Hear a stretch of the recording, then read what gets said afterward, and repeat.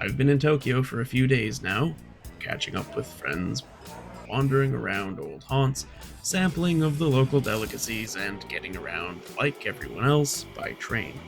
And what a marvelous system it is. They're fast, they're absurdly punctual, they run with such clockwork perfection that even when something does go wrong, the amount of time it takes to get them up and running again is less than the time it takes to spot a tourist in Tokyo Station.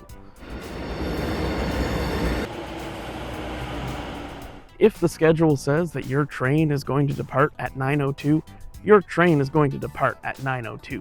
Not a second before, not a second after.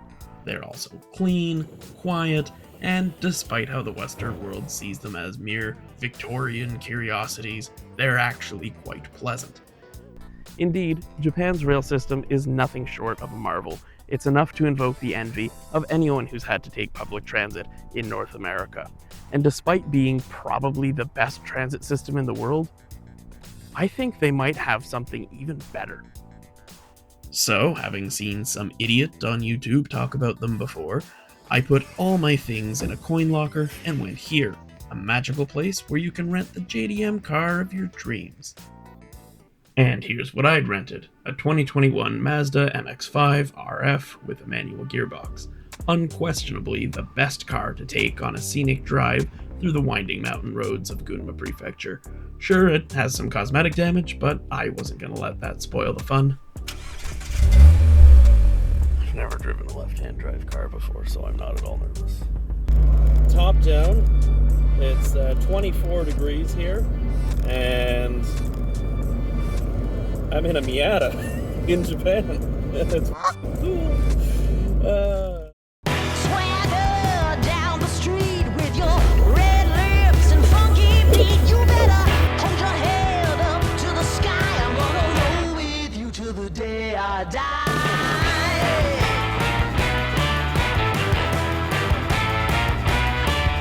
Hey, swing those hips around.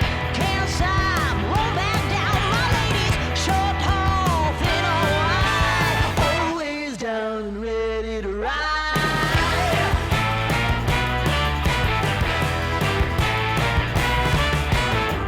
One by one, billion by billion, been holding up half the sky. Raise your hand if you're ready and willing, if you know it's time. Time for a girl on time. Time for a girl on time. Time for a girl on time. Whether you're ready or not, time for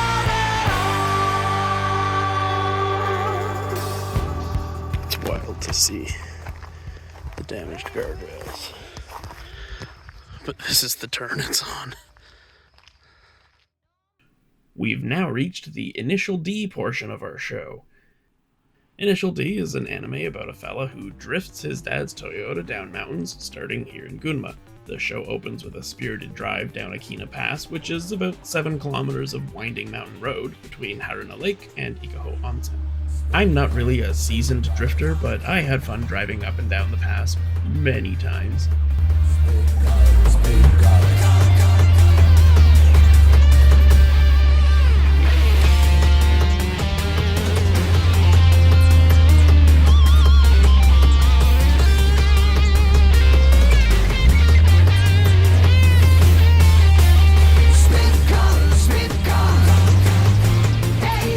86 is coming. Sweet car. And it's gonna be the one. Sweet car.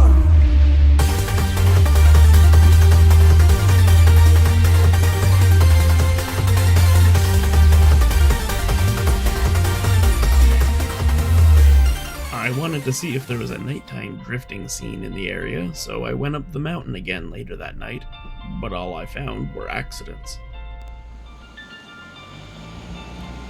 So I went back to my hotel, and the next morning... Hell of a day to rent a convertible sports car. Luckily, I had some indoor activities planned, starting with the Ikaho Toy and Doll Museum, which has a pretty killer car collection, and of course a bunch of things from Initial D.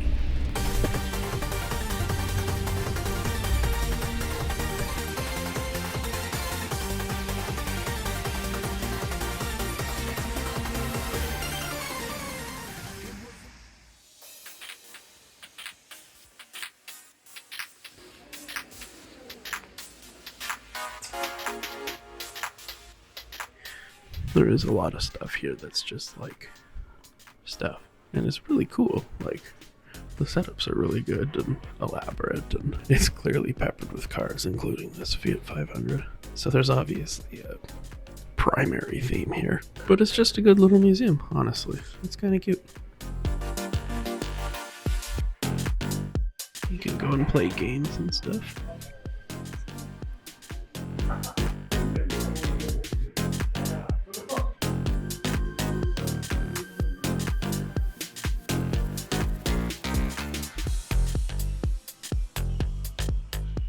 God, these are so cool. Look at that. This is a tiny pickup truck. That's amazing.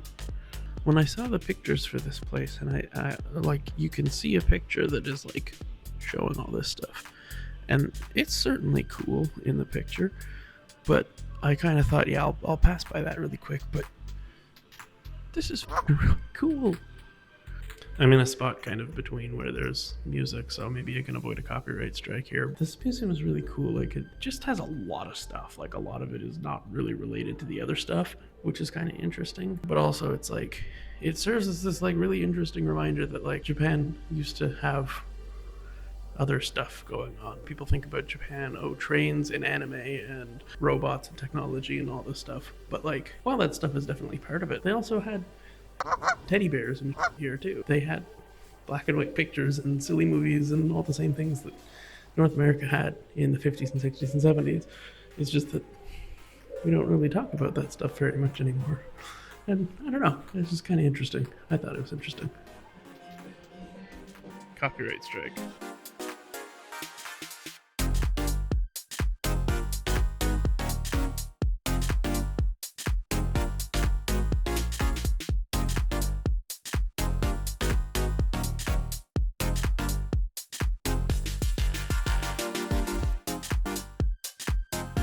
I was trying not to be too weird because I genuinely thought that was a fucking man over there.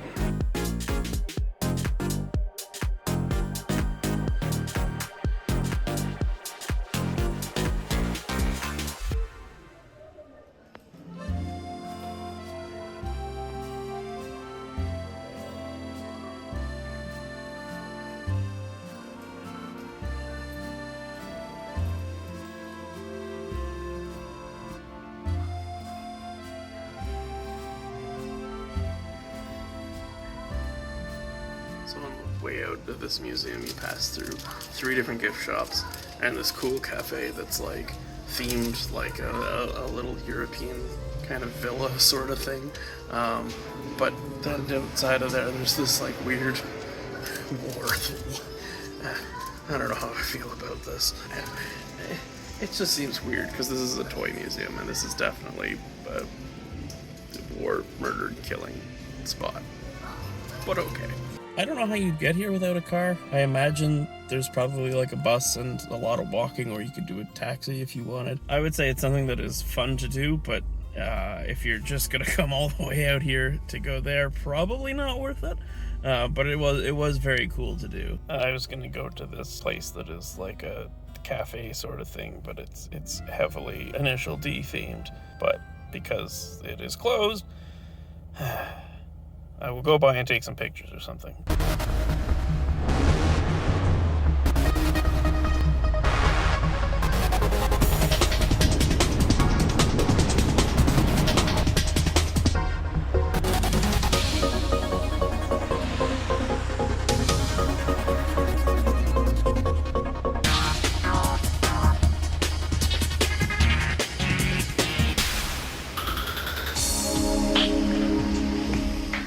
almost everything was closed, so I had to pick a restaurant that happened to be open, and it was this one.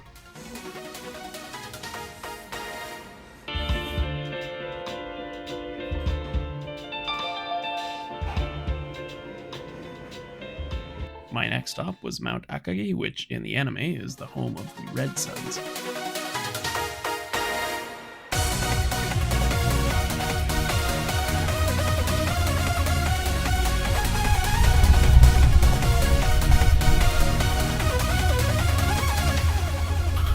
Whenever you look into eyes of steel, the competition isn't hard to win. You're driving so cool into the race car, baby, you gotta win. When you will lift me up, when you will touch the sky, and while you killing me softly with your mechanical loving shot, so baby, I'd made it to the top of Akagi, so now it was time to head for the bottom.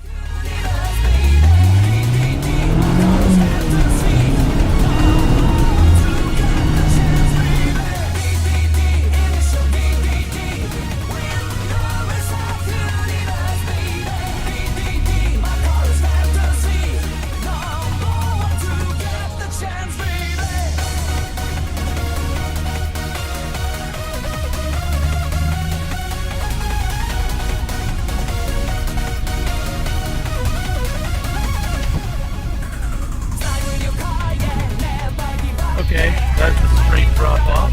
That's not terrifying.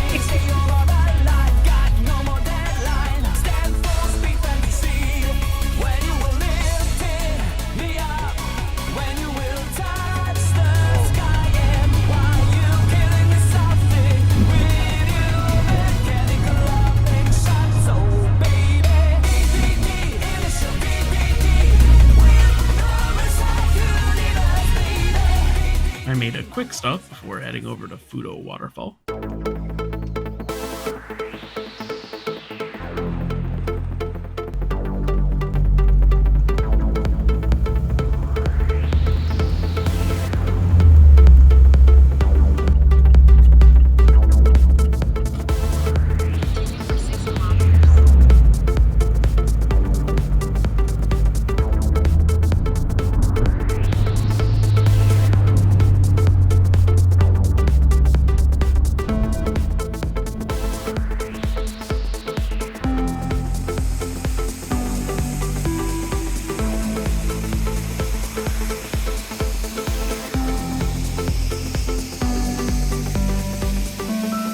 Found the waterfall.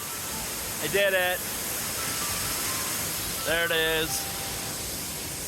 Now I get to go back up the death stairs. Alright. Death stairs, death stairs, death stairs. Oh, it's so steep.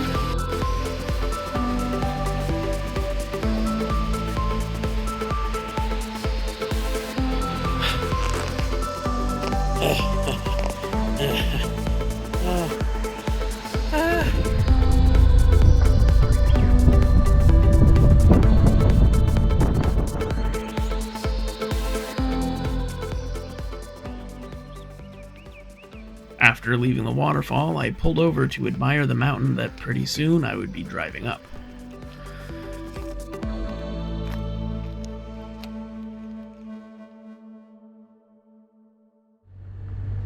I did a lot of the drive up without recording, but it was without a doubt one of the most difficult drives I've ever done, technically speaking.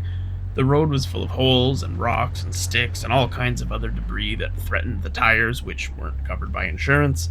Add to that, in most places, the road is wide enough for one car. In corners where the convex mirrors help you to see what's coming, well, they'd been knocked away by falling rocks. But I made it to the top, and boy was it worth it. I'm detaching you for this. Here's my car. Here's the mountain. We're basically at the top of the mountain. But dude, check that out. I've driven into the sky. There's a little more mountain left, but there was no road up there. We kind of peaked up at the top up there, but now we're going back down. On my drive back to Tokyo, I caught my first sunset of the trip, cruised along to some glorious city pop, and it was such a vibe. But I didn't capture any of that, because some experiences, well, they're just for me, and I wouldn't have had them without a car.